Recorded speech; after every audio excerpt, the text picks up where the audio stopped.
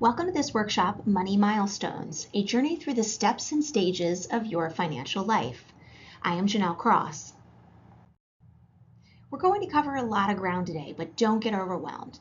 The journey to financial freedom is a journey of 1,000 steps, and the best thing you can do is identify and take the best next step. We hope this workshop helps you determine what that best next step is. We think of financial life as unfolding in 3 stages. The first is financial safety, where the focus is on building a good financial foundation. Next is wealth accumulation, where we work on gathering resources for the final stage, financial freedom, where we have the money resources we need to do the things that bring joy and fulfillment to our lives. Let's start with stage 1, financial safety. When folks are in the financial safety stage, we hear them saying things like, I feel like I'm just treading water when it comes to money, or I don't feel like I'm in control of my finances. You may be wondering how everyone else does it, or wish you had a plan for reducing debt. Maybe you need to rebuild your credit. Finally, a common concern in the financial safety stage is wondering what would happen to your family if something happened to you. Here's a list of the best steps you can take in this foundational stage. First, create a spending plan. Save $1,000 in emergency savings account. Save enough in a health savings account or separate savings account to cover your annual health insurance deductible. Eliminate unnecessary expenses so you can put your dollars to work in the areas that matter most. Build and protect your credit. Purchase basic life insurance. And finally, start saving for retirement. In our Start Smart workshop, we walk through building a spending plan in detail, including guidelines for the portion of your monthly income that should be spent on various components of your budget. For example, try to keep housing, food, and utility expenditures to less than 40% of your total budget. That might mean you need to buy a little less house than the real estate agent is suggesting, or perhaps you need to wait a bit longer so that you can make a larger down payment. Also note that emergency savings is a significant part of your budget in this stage. If you remember nothing else from this presentation, remember that having an emergency savings account is the single most important thing you can do to protect your financial future and to build a solid foundation in your financial present.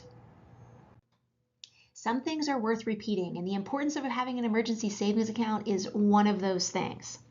Start by setting a goal to save $1,000. Divide 1,000 by the number of months you want to allow yourself to reach the goal, and then set aside that amount each month. Or better yet, divide 1,000 by the number of paychecks you'll receive over those months, and set aside money each pay period. Also, plan for unexpected medical expenses. Now the math here is pretty much the same. Determine what your annual deductible is, and then begin setting aside the necessary dollars each month. Now setting aside money is one thing, keeping it is another. So a good exercise for personal financial discipline is to define situations that warrant using emergency savings. This helps you remember that buying gifts at Christmas isn't the same kind of emergency as putting 4 new tires on your car to pass inspection. You can build your spending list in the Money Milestones workbook.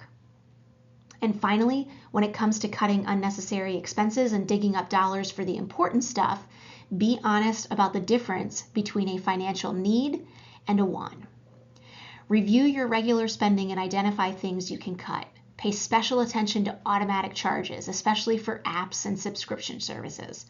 For example, if you signed up for a streaming service just to watch the latest series, be sure to cancel if you aren't still watching regularly.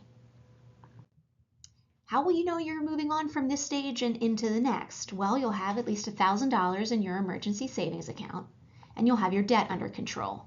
For more on this topic, check out our Living Debt-Free workshop. You will have started saving at least 5% of your income for future goals like retirement, and you will have secured basic life insurance to ensure your loved ones would survive if the worst happened. Then it's time to pause. Look back on your accomplishments and celebrate the milestones reached. This will give you motivation to continue on with your financial journey of 1,000 miles. With that, let's move on to stage 2, wealth accumulation. If you're here, you might be wondering if you'll be able to retire on time, or you might be thinking about saving for children's college expenses. Maybe you wonder about investing or paying down your mortgage, or what would happen if you lost your job or experienced a long-term illness. Maybe you have visions of a dream vacation or a second home, or questions about insurance. If this sounds like you, and assuming you've checked off the key financial safety steps, well, then you're probably in the wealth accumulation stage. While getting retirement savings started was a step in the safety stage, now you should aim to save 10 to 15% or more in your 401k. Also, be more aggressive about paying down high interest debt and build your emergency savings up to 3 months of your living expenses. Now is also a good time to complete a retirement projection to see if your savings will get you to the finish line at your desired retirement age. Also, odds are your financial obligations have increased.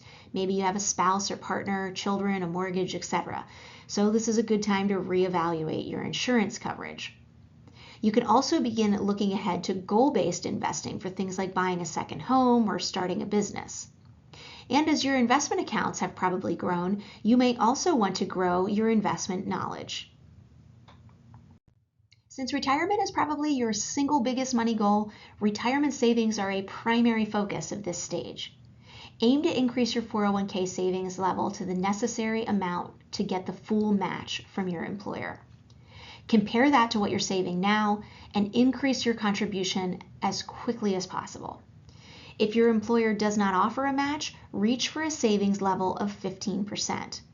And if you're not where you need to be yet, remember, next best step.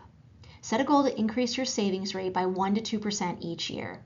At that level, you probably won't notice the change in your take-home pay, but as time flies by, your retirement savings account will really thank you.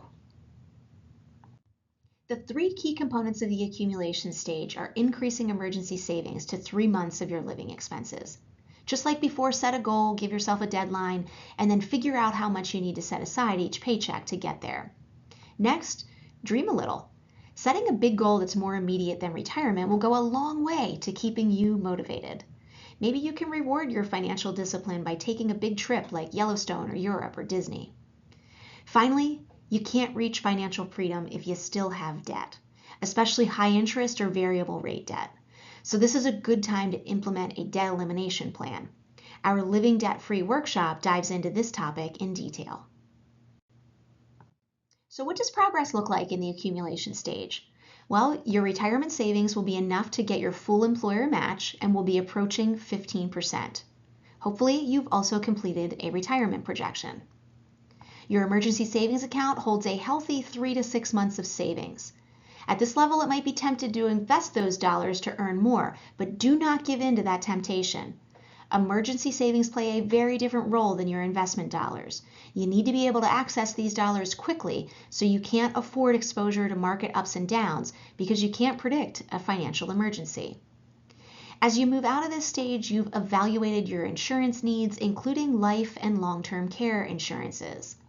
And finally, you will have put high interest debt behind you. Note I didn't say all debt. Some debt is really leverage. For example, if you're a little short on your retirement savings, there's nothing wrong with carrying a low interest mortgage into retirement instead of spending investment dollars.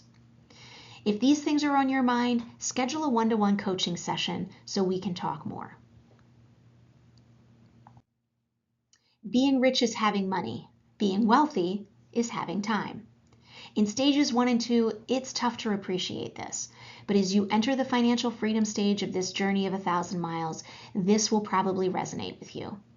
By taking time to build a strong foundation and living with financial discipline, you will reach a stage where it's no longer about the money. It's about what money can do for you. Freedom is buying time by retiring and generating your own paycheck from the assets you've accumulated. It's having resources to prioritize enjoyment and fulfillment for yourself and others. It's creating a legacy and taking action to ensure it's a reality. How will you recognize the light at the end of the tunnel? Well, you'll feel like retirement is a possibility, but you may wonder if you have all your ducks in a row.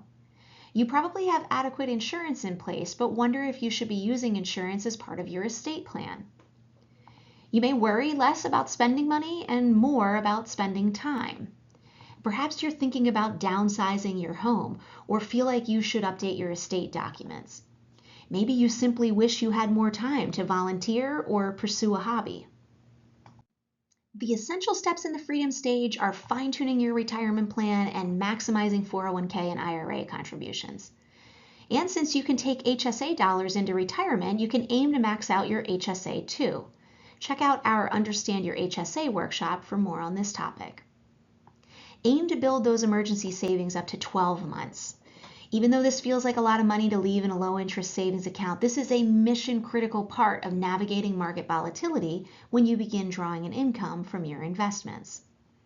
Also, talk to an advisor about a strategy for collecting Social Security. It isn't as straightforward as take it as soon as you can get it. Our Social Security Basics is a good workshop to check out. Begin considering housing options too. While it's tough to leave the 5-bedroom house you raised your kids in, most folks who join a retirement community wish they'd done it sooner. Doing it sooner frees you from lawn work and home maintenance so you can take those trips you've dreamed of. It's also great to give yourself time to meet new friends, as your social network is critical as you grow older. And finally, while it isn't pleasant to think about, updating your estate documents is one of the most important things you can do for your loved ones. Let's take another minute to talk about retirement. Even if you've been a disciplined saver, it's wise to test your plan. If you find you aren't on track, decide whether you want to work a little longer or spend a little less in your golden years. The Retirement Income Planning Workshop covers this topic in detail. The essential steps in the freedom stage are to max out savings opportunities in retirement and HSA accounts. And while most of our conversation has been about planning with money, now is the time to plan for time, because you'll have more of it in retirement. In fact, one of the most common reasons folks delay retirement isn't lack of money, it's not knowing how they will spend their time. Be sure to get your estate plan in order and check out our estate planning workshop for more info. And finally, don't forget to plan for joy. This is the time to think about hobbies and volunteer opportunities that you may want to pursue in retirement. And those are the 3 financial stages. I hope you will check out our Money Milestones workbook, which will help you better understand which stage you're in and what steps to take so you can keep your financial journey moving ahead. In closing, I'd like to introduce another fundamental tool that will help you prioritize your own best next steps. We have organized the critical steps within each stage into a financial needs hierarchy. Just like the stages themselves, the hierarchy is based on Maslow's hierarchy, which explains that you must meet basic needs first before you advance to higher purpose and more fulfilling tasks. For example, the first time you see emergency savings on the hierarchy, the goal is to save $1,000, but eventually you want to save enough to cover 3 months of your living expenses. Similarly, we recommend paying down high-interest debt before tackling low-interest debt. Another thing to notice is that between paying down high-interest debt and low-interest debt, the hierarchy encourages you to focus on saving and investing.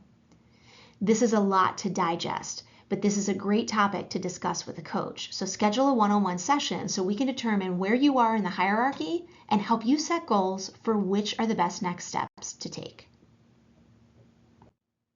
With that, we're back to where we started, with a focus on taking just that next best step. Google is full of advice, and so are family and friends, but not all advice matches your situation. We're here to help you figure out what the best next step is for you right now, so you wind up where you want to be. If you have questions on this topic or another, please reach out. We look forward to connecting with you.